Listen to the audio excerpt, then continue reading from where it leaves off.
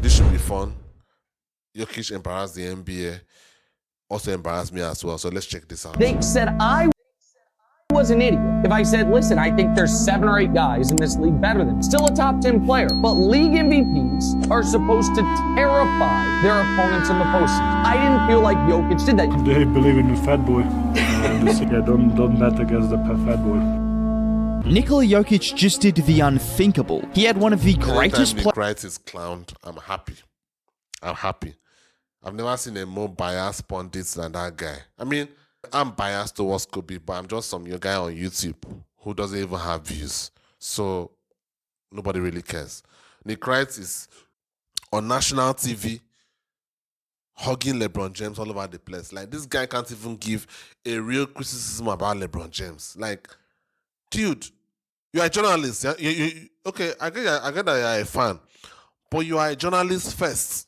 Shouldn't be out here talking about LeBron James like he's your wife or something. Runs in NBA history without being a top 5 player or striking any fear in his opponents. So it's only fitting that Jokic closed out his historic championship run by leading all players in points, rebounds, and assists, which, in case you were wondering, has never been done in NBA history ever. And I'm here to tell you, despite not having his best statistical performance, Game 5 was truly a special performance. I want to take you guys back to the 7-minute mark of the second quarter. After Duncan Robinson hit this cutting layup, the Heat had a 10-point lead, and more importantly, Denver's offense, for the first time all playoffs, looked absolutely hopeless and lost. That's when Nikola Jokic decided enough was enough. Over the next 30 minutes of play, which he rested none of, Jokic scored 23 points, recorded 10 boards, and had the highest plus-minus of anyone on the floor. And he did it in Jokic fashion. I mean, here he is with the ball at the 3-point line. He casually walks Bam Adebayo all the way down the floor before throwing it up and in. And there's 2 reasons plays like this are hilarious. He made Bam Adebayo look like a... Look at this is what I'm trying to say. This guy... Look at Bam. Bam is like 6'9". This guy can't guard Jokic. Can you imagine someone like Kendrick Perkins in this particular situation? Perkins is not as good as Bam Adebayo, definitely. He's not as good as him. But Perkins is burly, he's big, he's strong. Look at Jokic just moving this guy as if he's some kind of a tweak. This is what I'm trying to say. Like, the modern basketball, like, it's just inflating people's stats to an astronomical level. I mean, can you imagine this? And by the way, I actually think the Celtics would have beat the Nuggets. I really think so. Miami Heat didn't really have anybody, to be honest. First of all, they shouldn't have even beaten the Bucks in the first place. They shouldn't have. I hate teams like the Miami Heat. I hate teams that are not really that good enough, but they play above their level and beat teams that are better than them. And when they go and meet another team and they just go and shit the bed, I really do not like it. I don't like it. Look at this. I mean, who else on this team apart from Butler? Butler, yeah, he's a playoff guy. He plays great in the playoffs. But he's not. Is he a top 10 player? No, he's not. He's not. So this whole thing, like... The team that he played in the finals was not that great. I really wish the Celtics made the finals. I know, let me not discredit the Miami Heat. They deserve to be in the finals. The Celtics, it is their fault that they didn't make the finals. So I'm not going to sit down here and say, oh, Celtics should have been there. They didn't deserve to be there. They messed up. But I'm just picturing if Celtics were there. Seriously. At least they would have had the likes of Al Horford, who is very good at guarding big men. You would have also had Robin Williams, had some big men there that could have been able to at least do something. Even if they didn't do anything, they had more firepower than the Miami Heat. Child, and also the Heat chose not to help because, well, he's one of the greatest passers ever, which some people still struggle to understand. And unfortunately for Bam, he played some great defense. It was just better offense. Like on this play, he gets the ball in the middle of the floor. He pump fakes, spins one way before spinning back the other way and hitting a one-legged fadeaway. Can we just understand that he can go from backing Bam down with brute force on this play before then having the touch of Dirk Nowitzki on another play? And once again on this play, he gets the ball in the middle of the floor. With Bam this time in position to help, that doesn't matter because he takes one dribble before floating it in off one leg. Now, although we've seen more impressive highlights from Jokic before, I want to truly put this Game 5 performance into perspective, because 28 points and 16 boards doesn't come close to doing it justice. In the second half of the game, every player not named Nikola Jokic, including Miami players, shot 24 of 77 from the field, which was a combined 31%. Jokic, on the other hand, scored 19 points on 80% shooting. There wasn't a single other player that shot above 50% in the second half. And this right here is what separates Nikola Jokic. No matter the opponent, no matter the situation, his game never changes. I mean, just look at his numbers from each individual playoff series. Not only did he put up a near 30-point triple-double every time he stepped on the floor, but he shot over 40% from three every single series. It's also probably a good time to mention who he was Minnesota actually did the best. Goddamn. playing. If you include last year as well, over the last 5 playoff series, Jokic's 5 different primary matchups have a combined 22 all-defensive selections and 4 Defensive Player of the Year trophies between them. 4 of the 5 guys are considered some of the best defenders of this generation, and the only guy who hasn't made an all-defensive team was considered the Jokic stopper once upon a time. He then proceeded to dominate Aiden so badly that the entire perception of him as a player changed. He went from the 3rd option on a championship favorite to, well, yeah. And I mean, you can't really blame Ayton. How are you supposed to stop this? Jokic gets the ball 20 feet from the basket. He faces up before shifting into a post-up, banging with Ayton once, twice, absorbing the contact. These guys are tweaks. These guys are fucking tweaks. Look at that. See Ayton. He's almost, his leg is like, his leg is shaking. It's shaking like my own. Seriously, who are these people? Anyway, I don't hate Jokic. Like, I don't dislike him. Like, I do dislike LeBron James. I don't dislike him. But this modern NBA is just so annoying. Superstars with this inflated stats, comparing them with players in the past is so annoying to me. It's really so annoying to me. Look at this. Look at it. And it's money.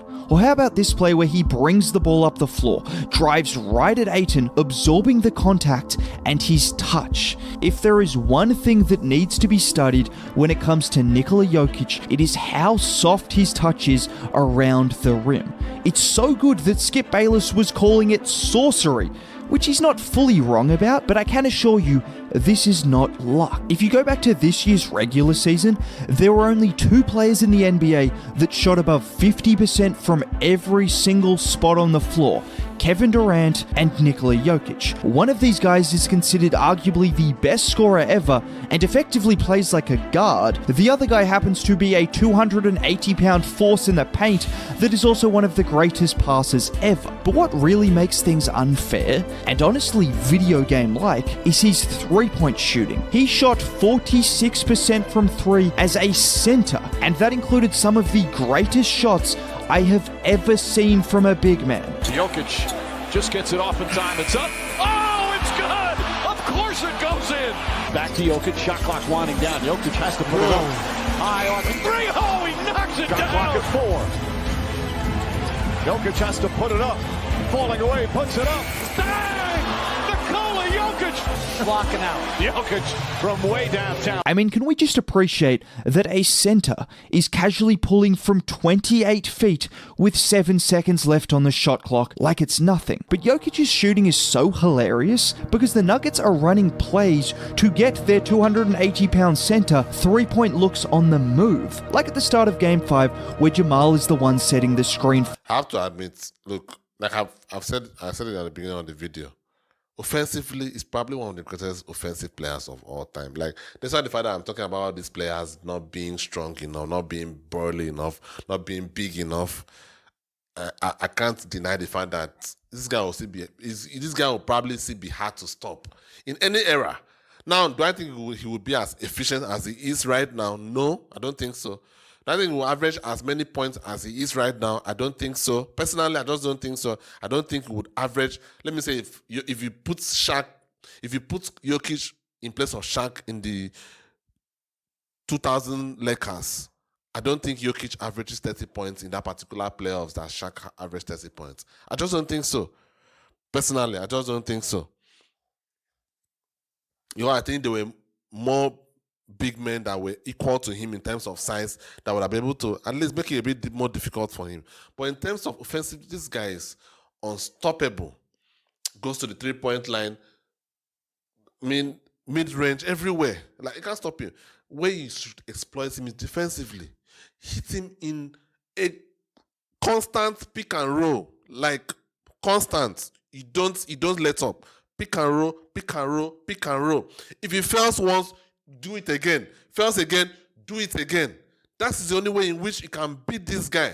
Hit him on pick and roll every time. For Jokic to come off it and knock down the three. The same action is consistently run for him to get shots in the mid-range as well. And the only reason he isn't talked about more consistently as one of the greatest shooting big men at the 4 or the 5 is because he's so dominant inside and as a passer that it gets overlooked. That is the only reason, which is probably a good time to mention his passing. Unfortunately, despite what Kendrick Perkins says, Jokic does not stat pad, which stopped him from averaging a 30-point triple-double. Instead, he only averaged 9.5 assists. And a large reason for that drop-off at the end was because against Miami, the Nuggets really struggled from 3. Now, that didn't stop him from pulling off some ridiculous dimes. My personal favorite, this play where he's posting up against Bam, and everything about this play looks like a normal hook shot, but he puts it on the money to AG. In fact, pretty much any play that involved Nikola Jokic. I have to pause and clap. That is incredible. That is absolutely incredible. Damn! And Aaron Gordon was just the definition of beautiful ball movement. And if you look beyond the numbers and accolades, that's what Jokic consistently provides. Just an artist with the basketball. I mean, watch this. Jokic gets the ball at the 3-point line. They run a 5-4 pick and roll. Bam covers Green, so Jokic backs down Strus. Let me pause right here. 1, 2, 3 Miami defenders crowd Jokic. So where do you think the ball is going to end up? Just a perfect over-the-head pass to Green. And this is why... I was thinking that the other one is impossible. I was trying to point to the other guy. Damn it, man. Okay, let me finish the video first. Jokic is the best passer in the league because no one else can make that pass. And I'm not saying just because of his skill, it's his height that gives him this unique ability to see over multiple defenders. Like here where he's crowded by 2 6'9" Lakers defenders and is somehow not only able to see Bruce, but also able to drop a perfect dime to him for the bucket. And it would be remiss of me to not mention the fact Nikola Jokic also had a 103.6 defensive rating in this year's finals. Just for reference, the Cavs had the best ranked defense in the regular season at just under 110. Now, Jokic obviously didn't do it by himself, but not only is he the best rebounder in the league, no one at his size has quicker hands than him. Most memorably this play. Vincent has the ball up top. Bam sets the screen, and this is where Jokic does excellently, shading over to Bam before then stepping up at the right time and swiping down at the ball, which led to this. Picked up by Porter. Porter drives between the legs. Layup is good. Not bad for someone who was considered the worst defender in the league by some and was said to never be able to win a championship because of that defense. Well, he did exactly that. I still think he's a defensive liability, though. Maybe I don't know what I'm saying, and I can admit it if you guys think I don't know what I'm saying. But all the matches, all the games I have watched with this guy, there's just so much room for a pick and roll. Like, I know pick and roll. See, this is my problem with the current NBA. Everything is just so calculated and so boring. It's like, oh, mid-range is not allowed. Terrible shots, analytical things. You know, the mid-range is a low percentage shot. Don't take it either a three-pointer or at the rim. Dude, exploit this guy on the pick and roll. If you have a guy like Anthony Davis and have a LeBron James, two guys that can, a guy that can pass and a guy that can get the lob and can also step out of the post. Why can't you do a pick and roll? Like, steady pick and roll. I'm not talking about like sometimes just no. Pick and roll, pick and roll, pick and roll, pick and roll. You cannot stop that pick and roll between LeBron James and Anthony Davis. LeBron is 6'9". What are you going to do? What are you going to do? I may be a hater of LeBron James, but even I can. I mean, you can't stop that. You can't stop that. Bring this guy out of the post. Bring him out of the post. And I don't even hate Jokic. I just hate the fact that right now the analytics is making teams to play like a bunch of zombies. You can actually apply your own creativity. Everything shouldn't just be about, oh, okay, no mid-range, no three-pointer. And I do know that LeBron James is not a good shooter, but I'm sure he's threatening enough at the mid-range that even if he's not great at it, he should still be effective at playing that pick and roll and pick and pop. Play that pick and roll, pick and pop. You should only look at your shooters if it is necessary. Just put them out there to keep the defense honest. That's all you need to do. Ridiculous. Anyway, maybe I don't know what I'm saying. You guys can tell me. Maybe I'm naive. I don't know, but I just think offensively he's unstoppable. Offensively, he can't do anything right now, especially in the modern NBA with all the soft officiating. He can't do anything. This guy can shoot from both the mid-range and the three-point line efficiently. By the way, efficiently. He's great at the rim because he's burly. You can't stop him. He's a fucking genius passer. Probably one of the best passers of all time. At center position. You can't stop this guy offensively.